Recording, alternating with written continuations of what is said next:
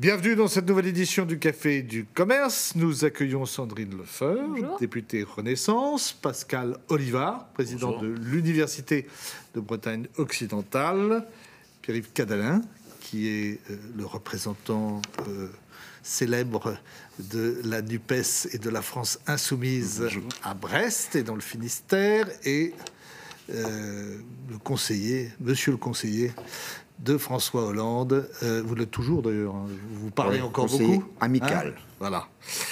Bernard Poignant. Alors, la nation a perdu un grand homme. C'est le président Macron qui l'a dit. Robert Badinter est mort à 95 ans. Il y a des grands moments comme ça dans l'histoire qui ont marqué l'histoire de France. Ce fut le cas également avec Simone Veil et le vote sur l'IVG. Bernard, vous avez connu cette époque, vous avez connu Robert Badinter. Qu'est-ce qu'on peut en dire aujourd'hui ?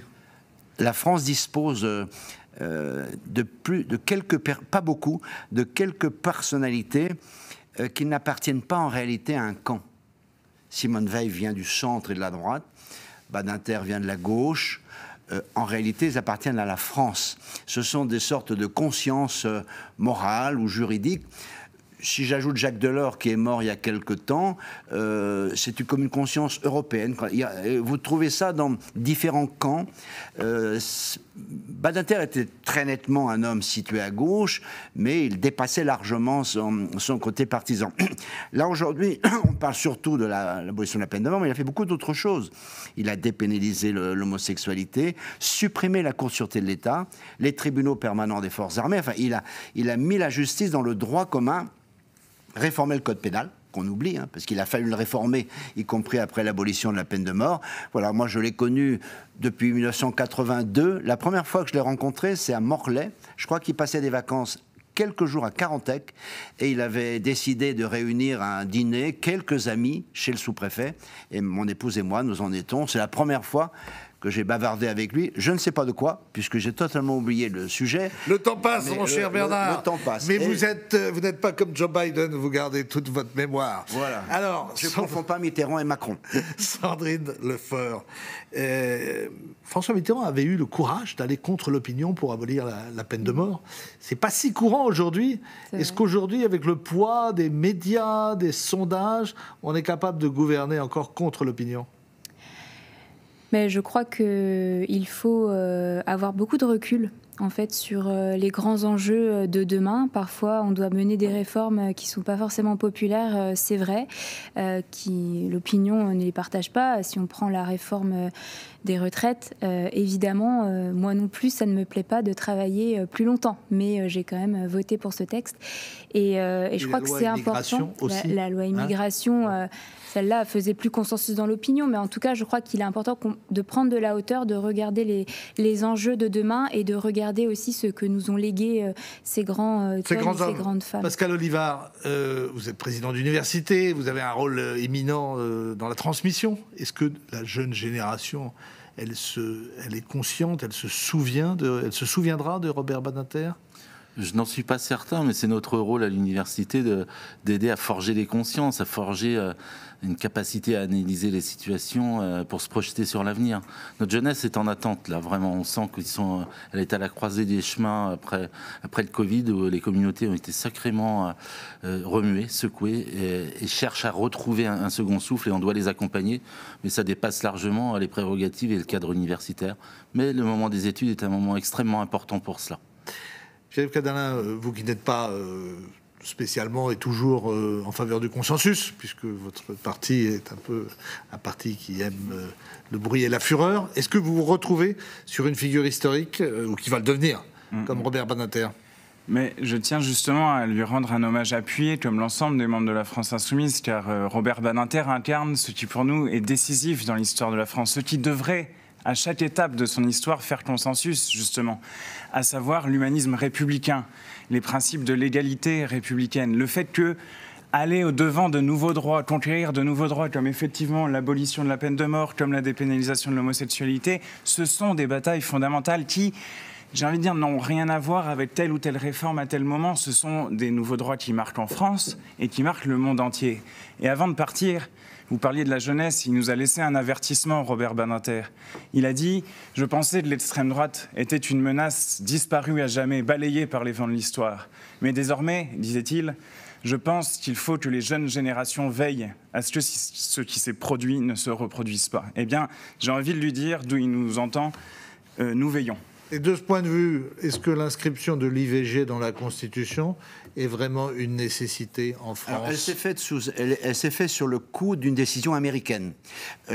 Qu'elle soit dans la Constitution, dans le texte que j'ai vu sur la liberté, moi, ça ne me gêne pas. Ce que je sais, c'est qu'un gouvernement qui voudrait s'en prendre à l'IVG, il en a les moyens, même si c'est dans la Constitution. C'est-à-dire, au lieu d'autoriser l'IVG à 12, 14 semaines, il suffit de la mettre à 6 semaines.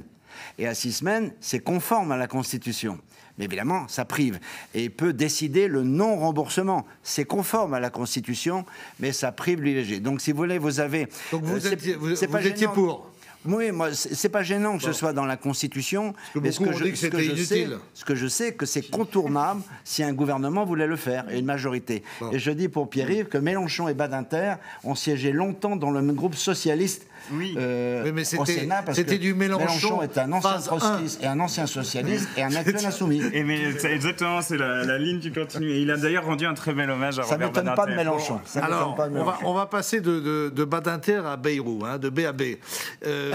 C'est peut-être pas le même niveau. En tout cas, il y a une crise qui a été un peu circonscrite avec le refus de François Bayrou d'entrer au gouvernement, de menacer, et puis finalement les membres du MoDem vont y rester.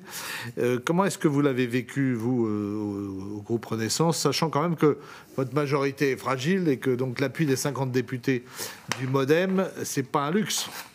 Nous, on travaille très bien avec les députés MoDem et je crois que M. Bayrou a montré qu'il ne représentait plus aujourd'hui son camp politique. Beaucoup d'élus députés MoDem se sont pas révoltés, mais en tout cas lui ont fait part de leur et des propos assez durs du président de la Commission des Affaires étrangères. Oui, tout à fait. Je crois que c'est un caprice que M. Bayrou nous a fait. Et que nous, on continue d'avancer avec les élus MoDem, avec qui on a des liens forts, avec qui on travaille au quotidien. Et j'ai envie de croire en ça et pas à des caprices d'un homme politique. Et Pierre, vous l'avez vécu comment, cette mini-crise, en quelque sorte? Bon, disons, il y a un problème fondamental sur l'éducation. C'est quand même d'où cela part, on peut en discuter. Pour ce qui est de François Bayrou, je pense que Jean-Louis Bourlange, le président du groupe MoDem, a pointé quelque chose d'intéressant. Il a dit on ne peut pas... Donc le président de la Commission des Affaires étrangères, voilà, également. Oui. On ne peut pas participer sans soutien. On ne peut pas participer au gouvernement sans le soutenir. Oui. Et moi, j'aurais attendu que le groupe MoDem, notamment sur la loi immigration, sur la mise en cause des principes républicains, eh bien, rompe les rangs, quitte la majorité. Il est toujours temps de le faire. Mais effectivement, à ce moment-là, il faudrait qu'il ne participe plus au gouvernement. Mais la réalité, c'est qu'il n'y a pas de désaccord sur le fond. C'est un désaccord sur la forme, même s'il ne l'assume pas. Contestataire, même si depuis 6 ou 7 ans, il s'était rangé sous la bannière d'Emmanuel Macron. Pascal Olivard, le centrisme est toujours une idée neuve en France ou il a été enterré par le macronisme? Il a été bousculé, en tout cas. Sacrément bousculé. Il a pris sa place, en fait. Mais pour François Bayrou, moi, je me souviens d'une époque où il était ministre de l'Enseignement supérieur. Et il y a eu des grosses manifestations dans nos rangs, puisqu'à l'époque, on vivait déjà une poussée démographique importante aux alentours de 94-95, et la solution qu'il avait trouvée pour sauver les universités, c'était d'injecter de très nombreux personnels du second degré qui avaient un double service d'enseignement à faire, au détriment des enseignants-chercheurs. Ce qui fait la spécificité de l'université, c'est la formation à et par la recherche. Et cela, moi, je n'ai pas oublié ça, même si je reste profondément, personnellement, oui, il faut dire qu'à l'université, on est rarement d'accord avec l'autorité de tutelle. Et en ce qui concerne M. Bayrou, rappelez-vous que sous Jacques Chirac, on lui reprochait son inertie. On disait, mais il cogère avec les syndicats. Pas du tout comme Claude Allègre ou certains qui suivirent. Cet épisode va vite s'éteindre. Parce qu'en fait, la donne politique ne change absolument pas. À l'Assemblée, il manque 40 députés au président pour avoir une majorité. Ça ne change pas. Et ça va aller jusqu'en 2027. Ensuite, il ne se représente pas.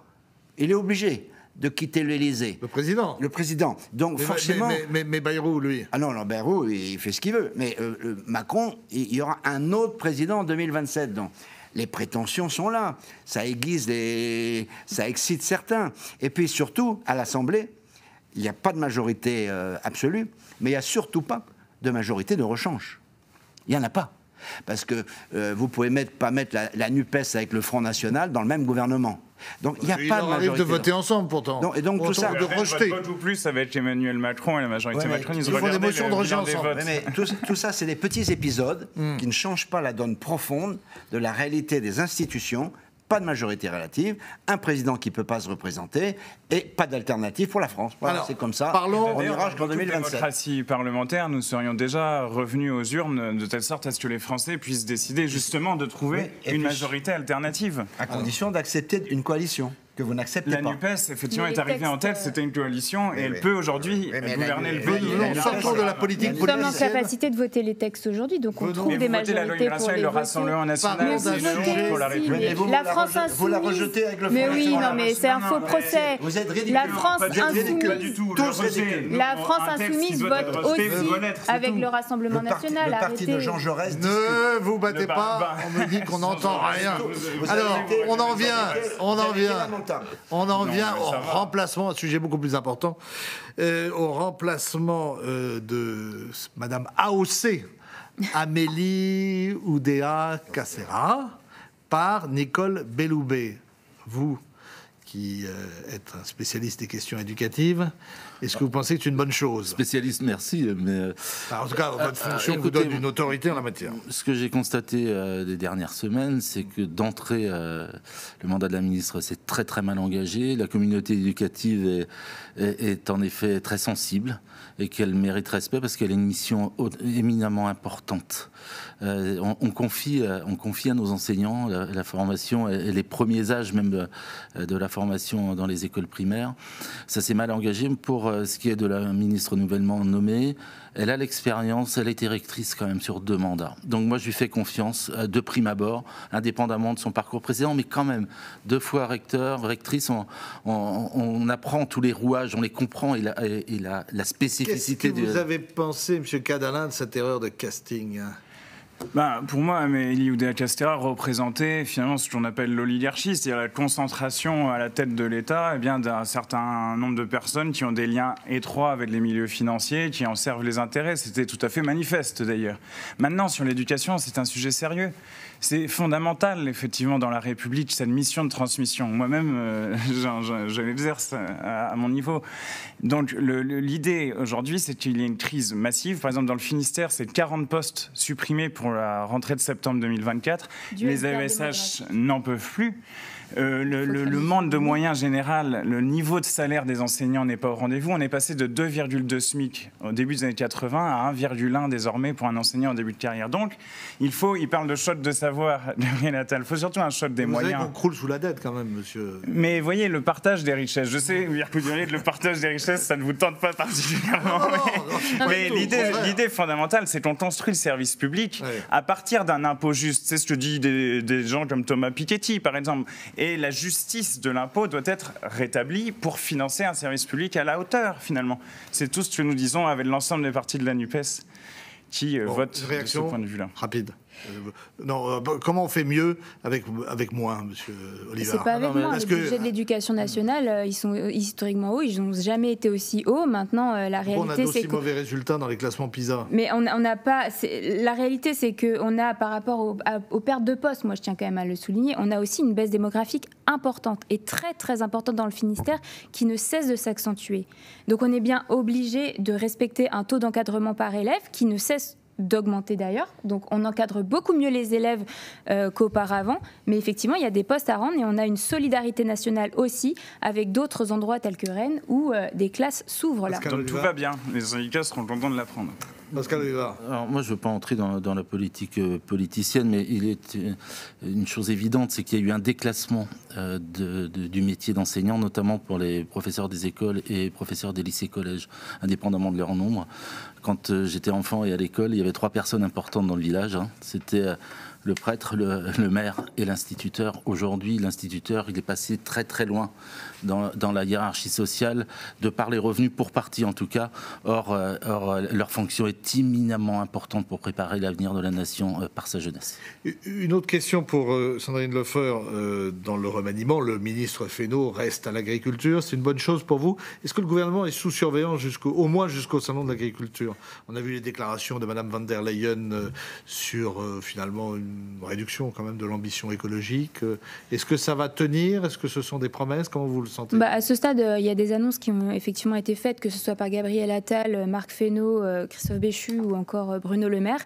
Et les agriculteurs ont raison de rester attentifs jusqu'au salon de l'agriculture, mais plus loin encore, pour que ces annonces soient respectées. Et je le suis aussi. C'est essentiel qu'elles soient appliquées, mises en œuvre et respectées pour le revenu des agriculteurs. Comment vous avez vécu, vous, cette séquence? Alors, moi, c'est un rituel bien... Pour l'éducation nationale? Non, l'éducation nationale, on est passé à l'agriculture.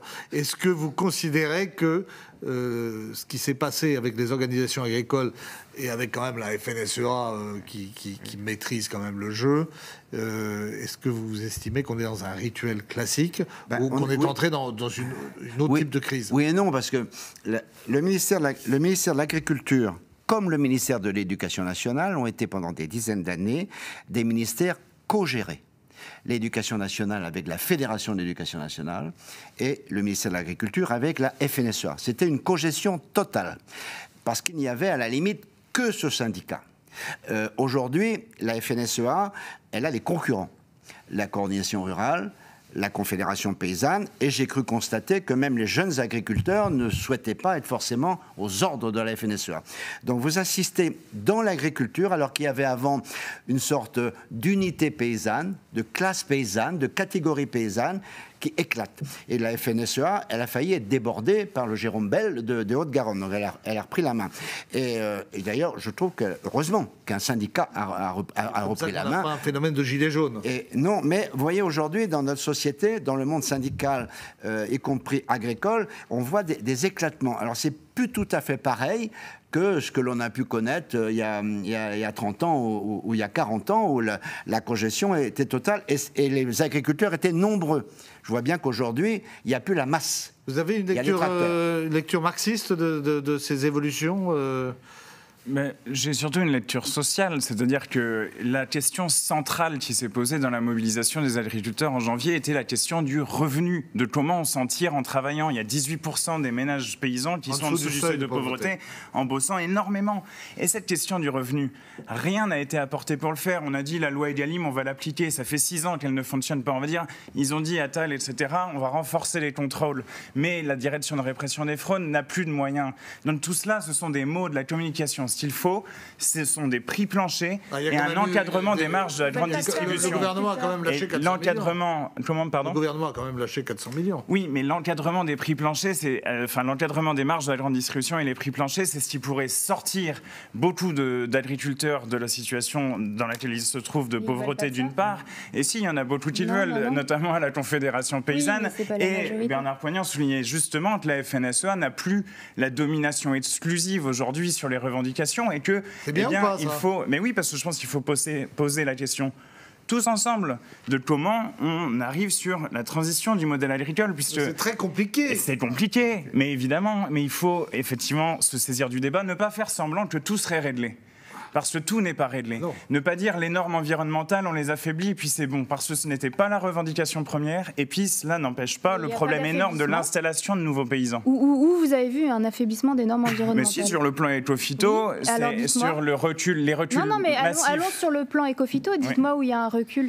Mais il a été annoncé comme tel, il y a une suspension. Non, mais dites-moi. Alors c'est toujours dans les délais, vous rallongez les délais d'application. Non, dites-moi sur le plan éco-phyto. Cela rallonge les délais d'application des mesures qui ont été prises pour la réduction des pesticides, sachant que le plan éco-phyto, c'est pas parce que vous assénez des choses et que vous dites des choses comme ça que vous avez raison. Il est suspendu ou non ? Il est suspendu pour 3 semaines, mais il n'y a pas du tout de baisse d'ambition sur les normes environnementales. Mais donc alors, les objectifs restent les mêmes. Et en quoi cela donc j'aimerais bien que vous me dites concrètement quelles sont la baisse d'ambition? Il n'y a pas de baisse d'ambition. Mais pourquoi ont-ils répondu sur ce point-là et pas sur la question du revenu? Pourquoi il fallait faire une pause dans Ecophyto? Moi, je vais vous le dire. Pourquoi est-ce qu'il faut faire une pause dans Ecophyto de 3 semaines? Parce qu'aujourd'hui, les agriculteurs, ils sont dans la rue, ils sont en colère, ils sont énervés. Et il faut, pour pouvoir continuer à maintenir nos objectifs sur Ecophyto et la réduction des pesticides, pouvoir apaiser, dialoguer et se retrouver autour d'une table. Mais voilà non, pourquoi il y a une pause. Et le plan Ecophyto ne fonctionne pas complètement. Et c'est pour ça qu'on a besoin de le revoir, de rediscuter avec les agriculteurs et de les entraîner vers ce plan. Mais vous avez reculé tous les délais sur les pesticides. Vous ne voulez pas poser la question du modèle économique, du libre-échange. On en reparle après le salon de l'agriculture. Je voudrais qu'on se penche aussi sur une affaire qui est arrivée, qui est survenue à l'Université de Bretagne occidentale. Le Télégramme en parlait ce matin. L'avocat et enseignant Erwan Le Cornec, qui enseigne le droit de la commande publique, a été sanctionné par la section disciplinaire du conseil d'administration de l'UBO que vous présidez, à l'occasion d'une épreuve de rattrapage des étudiants d'AES, c'est-à-dire d'économie, qu'il surveillait. Une étudiante portant le voile, auquel il avait demandé de l'enlever, n'a pas obtempéré et apparemment il n'avait pas à le faire. Est-ce que vous pouvez nous en dire un peu plus de ce qui s'est vraiment passé? Alors mes prérogatives en termes de président de l'université, j'ai le pouvoir de saisir la section disciplinaire compétente à l'égard des enseignants et enseignants-chercheurs et ensuite d'appliquer les décisions de la section disciplinaire. En l'occurrence, les décisions seront appliquées, il va certainement y avoir appel, mais le jugement a été rendu, a été diffusé, mais anonymé. C'est-à-dire que le collègue... apparemment... On ne devait pas lui demander d'enlever son voile, mais simplement de vérifier qu'elle avait les oreilles et le visage découvert pour vérifier qu'elle ne triche pas. Est-ce que Bernard, en 2 mots, vous pouvez nous rappeler un peu ce qu'est la loi? Il y a eu la loi sur le voile, il y a eu récemment la circulaire sur l'abaya, à moins que ça soit une directive. Qui s'est appuyée sur la loi. Qu'est-ce qui est possible ou pas? En fait, parce que les étudiants de l'UBO se sont révoltés contre M. Le Cornec. Qu'est-ce qui est juste? C'est la loi de, qu'est-ce qui n'est pas? la loi de 2004.